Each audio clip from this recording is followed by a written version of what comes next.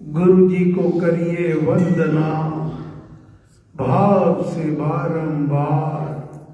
नाम से नौका से किया, जिसने भव से पार। नाम से नौका से किया, जिसने भव से पार।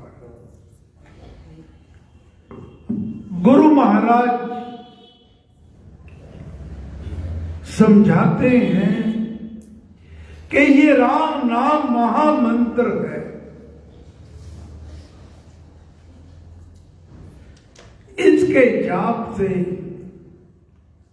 हमें अनेकों प्रकारों की रिद्धियां सिद्धियां प्राप्त होती हैं, सुख प्राप्त होते हैं, विघ्न बाधाएं दूर हो जाती हैं। आज गुरु महाराज हमें समझा रहे हैं कि हे प्यारे, मंत्र का महत्व समझना चाहिए, मनन करना चाहिए, मनन कराना चाहिए। मंत्र कौन सा है? गुरु महाराज को देव द्वार से ये प्रसाद प्राप्त हुआ राम नाम का, इसलिए हम भी राम नाम की ही बात करते हैं।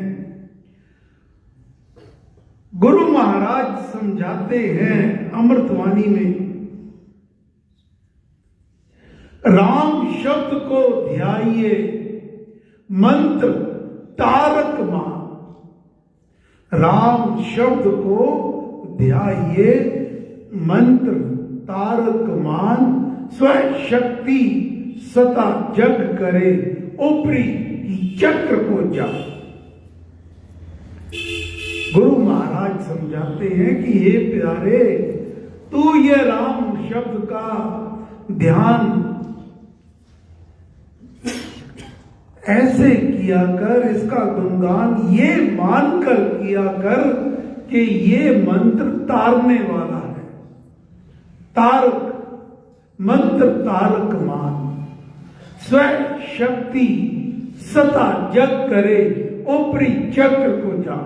मंत्र को उद्धारक निस्तारक मुक्ति दाता मानकर राम शब्द पर ध्यान लगाए। जब हम राम राम का जाप करते हैं तो मन में ये भाव आने चाहिए जो गुरु महाराज चाहते हैं कि हर साधक के भीतर जब वो राम शब्द कहे तब उसके भीतर ये भाव जगे, क्या मंत्र उद्धारक है, उद्धार करने वाला है, संकट मोचक है, निस्तारक पार करने वाला है, तारने वाला है, बंधनों से मुक्त करने वाला है। मुक्ति दाता मानकर राम शब्द पर ध्यान लगाए। इससे क्या होगा? स्वयं शक्ति सता जग करे, ऊपरी चक्र को याद। इससे आत्म शक्ति तथा अपने होने का भाव अस्तित्व जगता है। जब हम राम राम का जाप करते हैं तो हमारी आत्म शक्ति ये जग जाती है। इसके हमारी ये जीव आत्मा के ऊपर अज्ञान का पड़ा हुआ पर्दा वो दूर हो जाया करता है और हमारे अंदर अस्तित्व भाव जगता है, अस्तित्व होता है, सत्ता का अपने आप के होने का भाव जगता है। ये भाव जगता है कि मैं, मेरे भीतर जो जीव आत्मा है ये परमात्मा परमात्मा का ही अंश है। इस शक्ति का ऊपरी चक्र की ओर गमन होता है।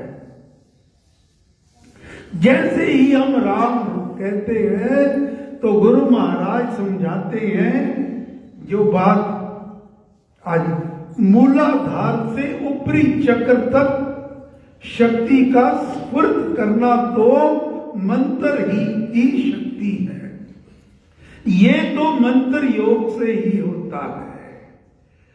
जैसे हम राम कहा तो राम मंत्र में जो महामंत्र है इतनी शक्ति है, ये तुरंत मूलाधार से ऊपरी चक्र तक ले जाती है।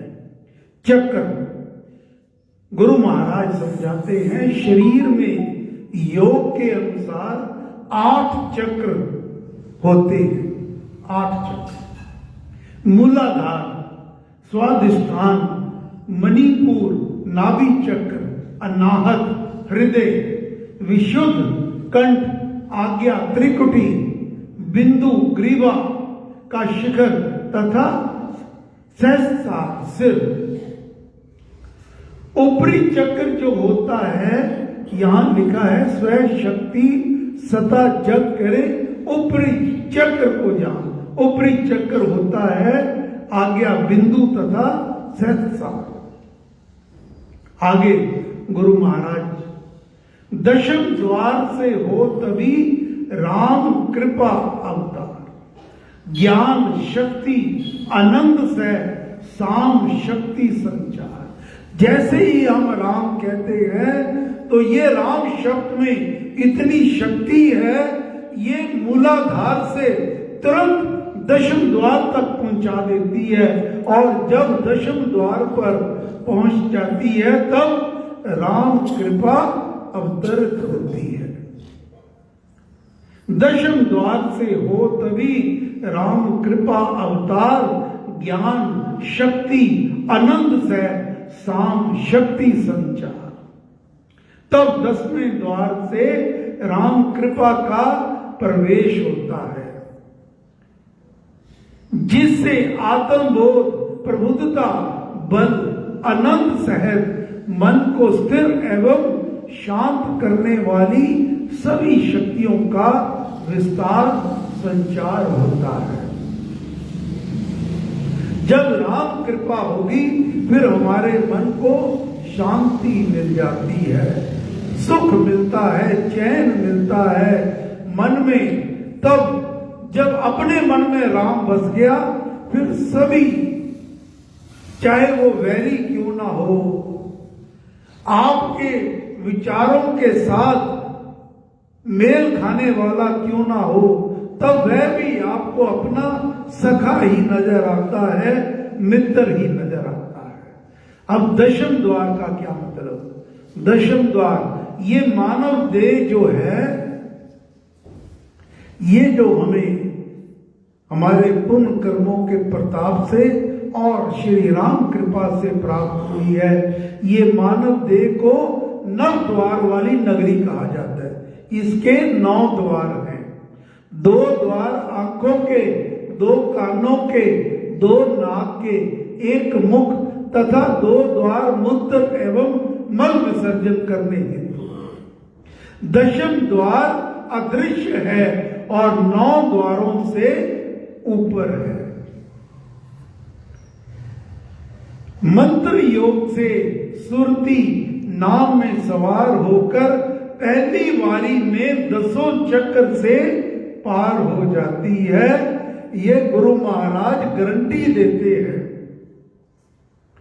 ये तो महाराज की अपनी लीला है, ये उनकी कृपा का प्रसाद है, ये तो बिना परिश्रम है। ये तो ऐसा है जैसे मेरे जैसे कंगाल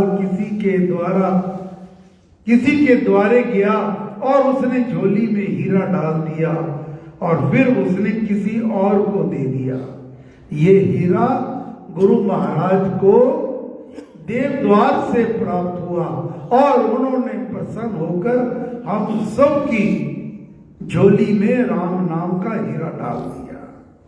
अब महाराज की वाणी, मैंने तो निवेदन किया है आपके आगे कि खूब मनन करो, खूब मनन करो, मनन करो, और ये समझो कि जितना मनन करोगे उतना ही लाभ होगा। स्वप्न में भी ऐसा विचार ना आवे कि कोई और मंत्र कल्याण करेगा जहां कोई और पथ है। किंचित भी ये विचार करना तो पथ से गिरना है। जिसने स्वप्न में भी ऐसा सोचा उसने महत्व जाना ही नहीं। अगर हम इस राम नाम का प्रसाद पाकर भी फिर इधर उधर भटकते रहे तो गुरु महाराज फरमाते हैं फिर हमने इस राम नाम को जाना ही नहीं, इसके महत्व को नहीं जाना। हे गुरु महाराज, हे परम पुरुष श्री राम, हम सब आपकी चरण शरण में हैं। हम अबोध बालक हैं, अनजान हैं, परंतु आपके आगे पूर्ण रूप से शरणागत हैं, नतमस्तक हैं आपके आगे। कृपा करो, कृपा करो, कृपा करो, अपना मंगलमय हाथ, वर्तमय हाथ हम सबके शीश पर सदैव बनाए रखना। जय श्री राम, जय श्री राम, जय श्री